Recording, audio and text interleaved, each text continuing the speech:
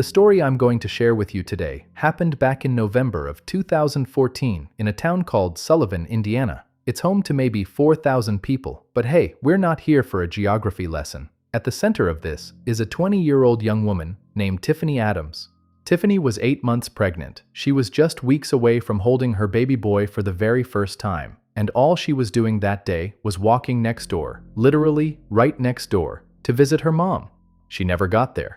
But before we get into what happened, let me take you back to that morning, because I think it's important you understand just how ordinary this day was supposed to be. Tiffanie woke up at her dad Bruce's house. Bruce Adams wasn't her biological father. Her bio dad had been out of the picture since she was born. But Bruce had married Tiffany's mom Christina when Tiffanie was a baby, and he raised that girl like she was his very own. He was dad, capital D, that was that. So, Tiffany's at Bruce's place, hanging out with her boyfriend Donnie Barron. It's a crisp fall day, Indiana in November. You know the kind. That sharp cold that sneaks through your jacket, dead leaves scraping across the pavement, sky that pale gray color, like someone washed all the blue out of it. Tiffany's got her red fleece jacket on. She's 8 months along, so she's moving a little slower than usual, a hand on her belly the way pregnant women do, that absent-minded, protective gesture. She's thinking about the baby. She's thinking about what kind of mom she's going to be. She's 20 years old, and her whole life is right there in front of her, close enough to touch.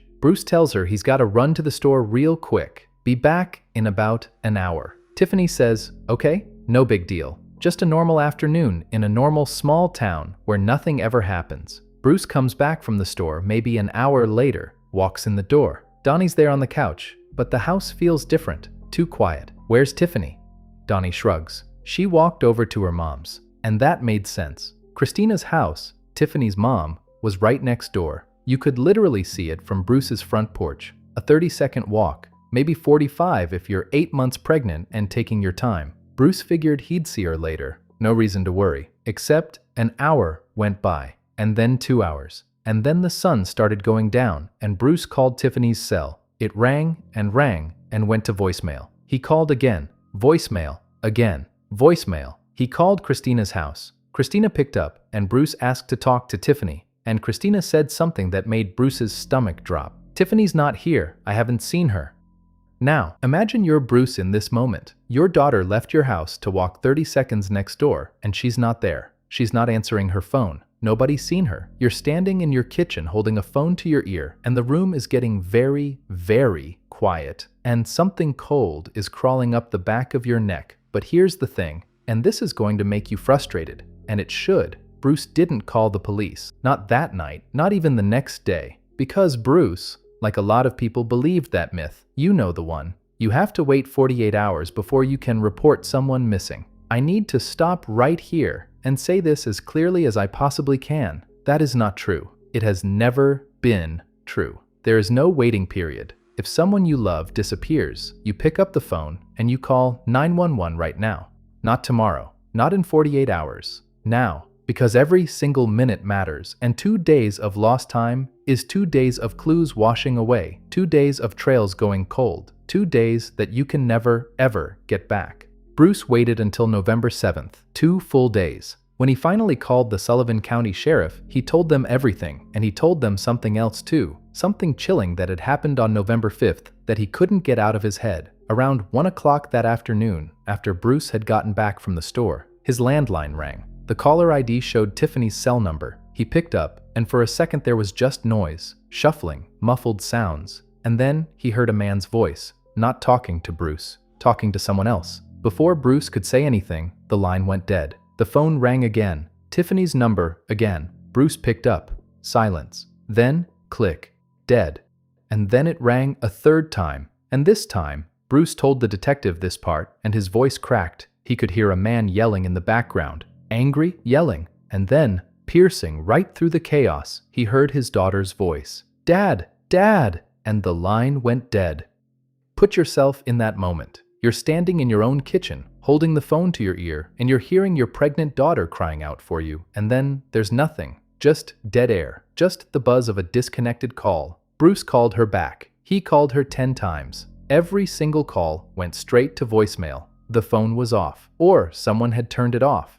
The sheriff listened to all of this, and then he started doing what detectives always do. He looked at the people closest to Tiffanie first, the boyfriend, the family, the inner circle, and right away, two names floated to the top. The first was Donnie Barron. Donnie was Tiffany's boyfriend, the last person who admitted to seeing her before she vanished. And here's the thing about Donnie. When investigators went looking for him, he was gone. Just gone. Left town. Didn't tell anyone where he was going. Your pregnant girlfriend vanishes into thin air, and instead of tearing this town apart looking for her, instead of standing on the sheriff's doorstep demanding answers, you just leave? You quietly slip out of town like a shadow? That's not what an innocent person does. That's not what a person who's scared and worried does. That is what a person with something to hide does.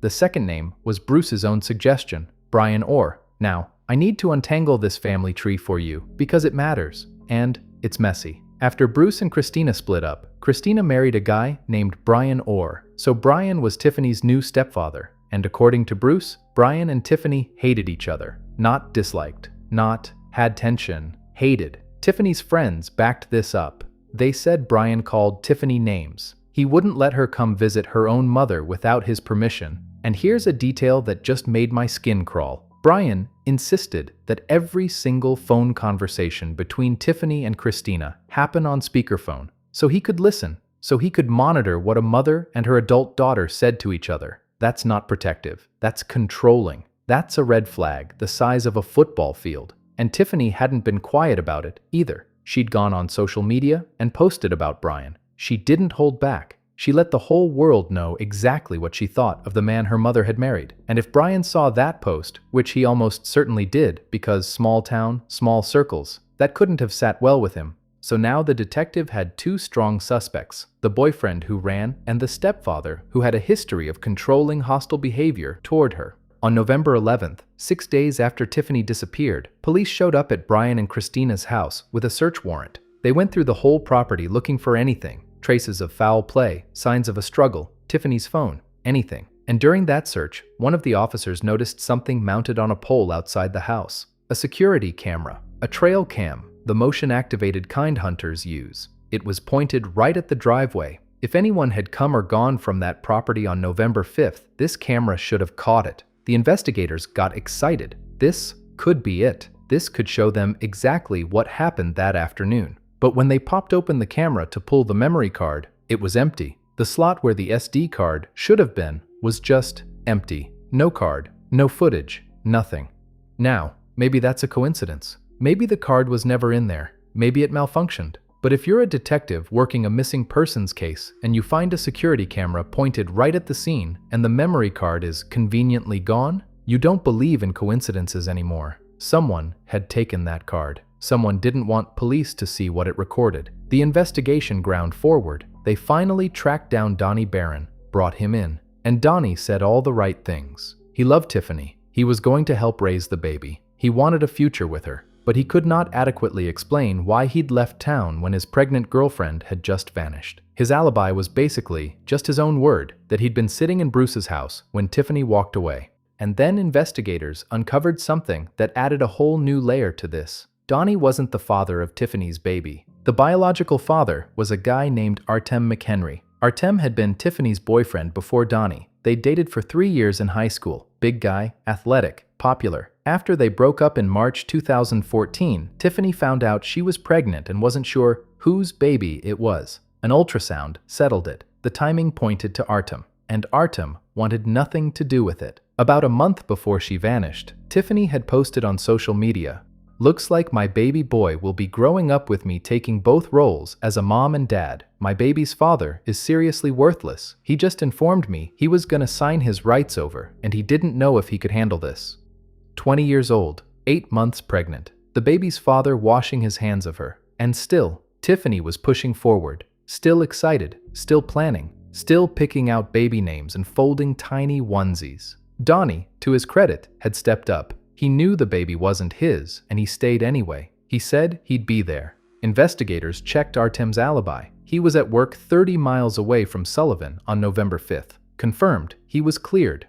So the weeks dragged on. November bled into December. The tips dried up. The reported sightings were all dead ends. And every night, Bruce Adams sat in his house next door to the place his daughter had been walking toward, and he stared at the walls, and he replayed those 3 phone calls in his head. the man's voice, the silence, and then his daughter calling out, "Dad, Dad," and the not knowing was eating him alive.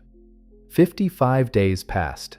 Then, on December 30th, two farmers were out in a cornfield on the outskirts of Sullivan. It had been a brutal fall. Cold came early, harvests were delayed, and they were way behind schedule. One of them was driving his combine through the rows when he saw something lying in the field ahead of him. From a distance, his brain told him it was a mannequin. You know how your mind does that? It sees something horrible, and it reaches for the most innocent explanation it can find. A mannequin, a scarecrow, a pile of old clothes. He got closer, and it wasn't a mannequin. It was a young woman with dark hair lying in the frozen dirt between the corn rows. She was wearing brown boots, and there was a red fleece jacket knotted around her neck.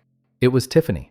The farmer called 911, and then he sat there in his combine and waited for the sirens, and I don't think he ever went back to that field the same way again. When investigators processed the scene, they noticed a detail that would turn out to be important. Inside the knot of that jacket, not near it, not under it, but woven into the knot itself, was a leaf, a dead cornfield leaf, which meant one thing. That jacket had been tied around Tiffany's neck right here, in this exact spot, not somewhere else, not in a house or a car. Her life was taken in this field. The cold had preserved the evidence far more than investigators expected for someone who'd been missing almost 2 months. November and December 2014 in Indiana had been vicious, nights well below freezing, the kind of cold that burns your lungs. The frost had slowed the effects of time and nature, but local wildlife had already disturbed the area. Evidence had been compromised. DNA that might have been on her skin or clothes had been washed away by rain and snow and time.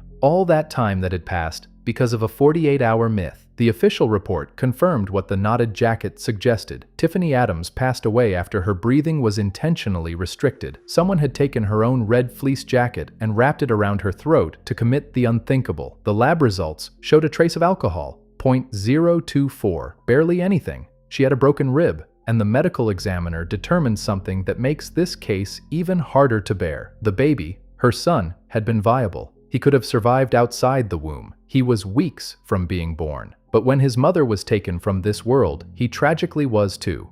2 lives, lost in a frozen cornfield in the middle of nowhere. A mother who never got to hold her son, and a son who never got to take his first breath. Now, Tiffany's phone was not found with her, but investigators didn't need the physical phone to track where it had been. Cell towers keep records. They ping. They paint a map. And the map that Tiffany's phone painted on November 5th told a very specific story.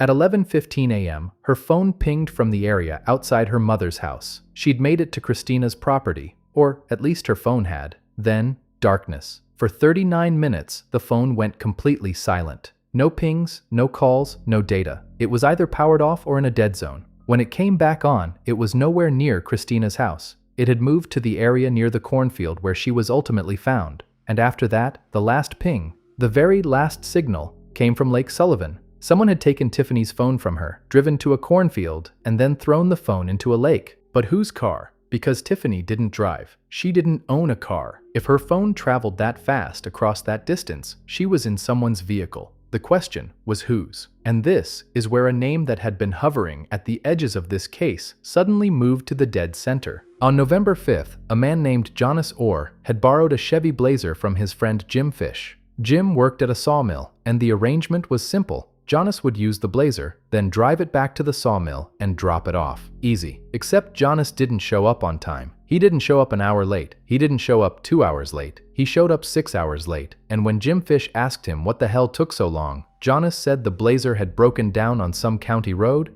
and he'd had to wait for help. 6 hours. On the same day, a pregnant woman disappeared a few miles away. Now, who is Jonas Orr? Jonas was Brian Orr's son. Brian, the controlling stepfather, which made Jonas technically Tiffany's stepbrother in a way. They were connected through this tangled family web.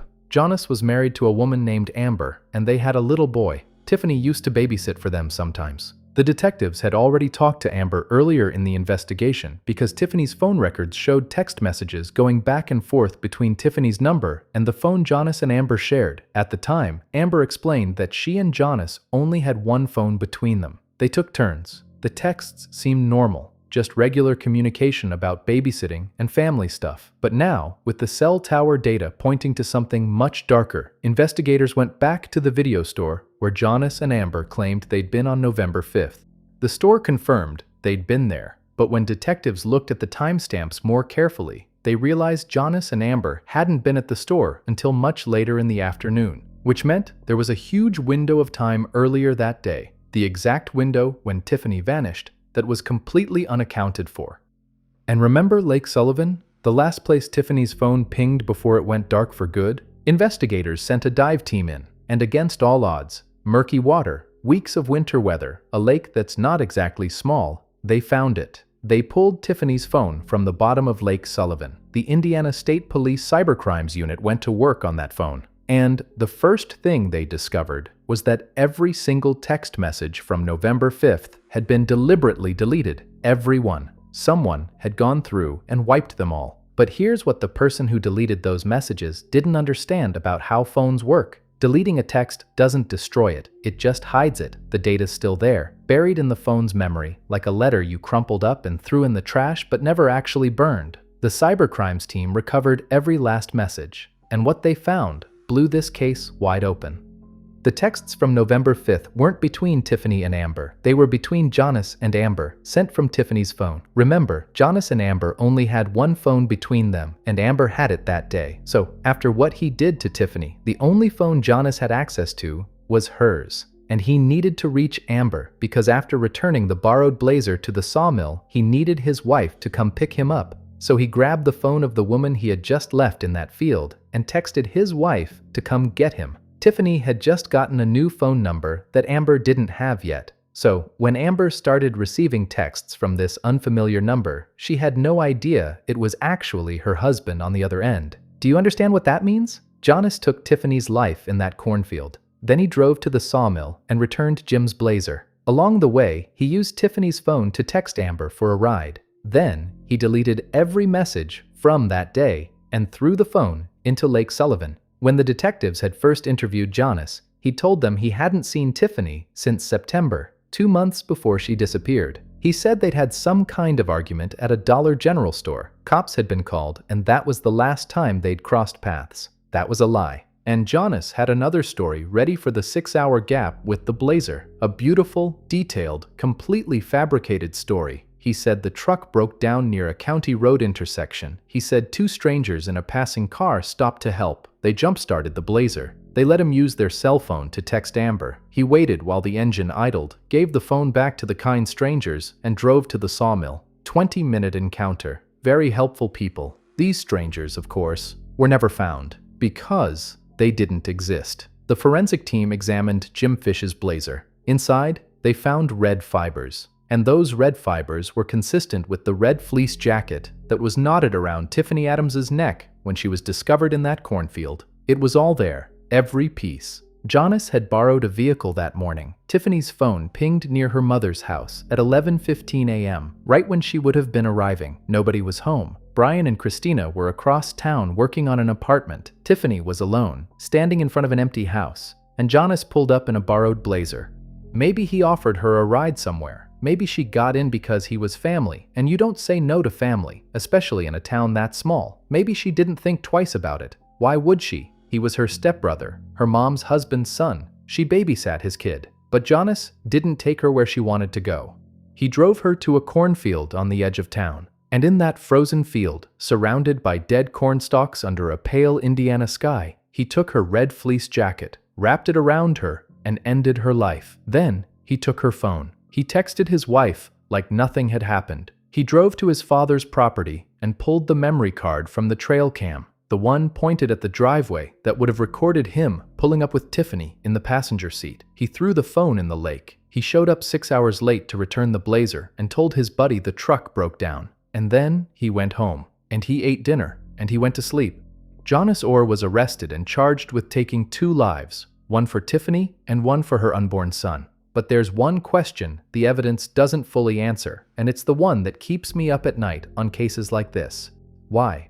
Here's what investigators pieced together. Jonas and Tiffanie had a long, bitter history. They did not like each other. There was years of family drama, the kind that builds up in layers, like sediment. until it's a wall between people, and Jonas was fiercely loyal to his father, Brian Orr. When Tiffanie went on social media and publicly trashed Brian, talked about what a terrible person he was, how he controlled her mother, how she hated that Christina had gone back to him, Jonas saw every word, and something inside him turned. A social media post, words on a screen, and in Jonas's mind, that was enough. That was justification. His stepsister said mean things about his father online, and he decided she deserved to pay the ultimate price for it. Not in the heat of the moment, not in a blind rage during a face-to-face argument. He borrowed a truck, he drove to her, he got her into the vehicle, he drove her to an isolated location. That's not rage, that's a plan. After Jonas was locked up, a fellow inmate named John Klein came forward with something that chilled me to the absolute bone. Klein and Jonas were in the same facility from August 2015 to February 2016. They'd talk sometimes, the way inmates do, pass the time, share stories. One day they were watching TV together, some true crime show about an old unsolved case, a cold case. Klein made a casual comment about how crazy it was that someone could carry a secret like that for years. How do you walk around every day knowing you took someone's life and just not say anything? And Jonas looked at him and said, very quietly, "You'd be amazed at what you can live with when you have to." He wasn't talking about the show anymore, but it gets worse. On another day, Jonas told Klein something even more revealing. He said, and these are his words, he didn't feel sorry about what he did to Tiffanie. Let that land. He didn't feel sorry, but he said he felt bad about the baby. The baby bothered him. The baby was the thing that kept him awake. And then Jonas asked Klein a question that I haven't been able to stop thinking about since I first read it. He asked, "Do you think God would forgive me?" Not for what he did to Tiffanie. He'd made peace with that, apparently. He didn't think she deserved his remorse. But the baby, there, inside her, innocent, weeks away from being born, that haunted him. I don't know what Klein said back. I don't know if there's a good answer to that question, but I know this. Jonas Orr sat in that courtroom and pleaded not guilty. After everything. After the phone in the lake. After the red fibers in the blazer. After the missing memory card. After telling his cellmate he could live with what he'd done. He looked at the judge and the jury and the family of the girl whose life he took, and he said, "I didn't do this." The jury took all the evidence. They came back with a guilty verdict. In July 2016, Jonas Orr was sentenced to 2 consecutive 60-year terms, 120 years. He will spend the rest of his days behind bars. I think about Bruce Adams a lot when I think about this case. I think about him standing in his kitchen, hearing his daughter's voice on the phone, and then silence. And I think about how he'll carry that sound for the rest of his life, how every time his landline rings, some part of him is back in that moment, hoping that this time she'll still be on the line. That's it for today. If this story hit you the way it hit me, let me know in the comments. I'll see you guys next time.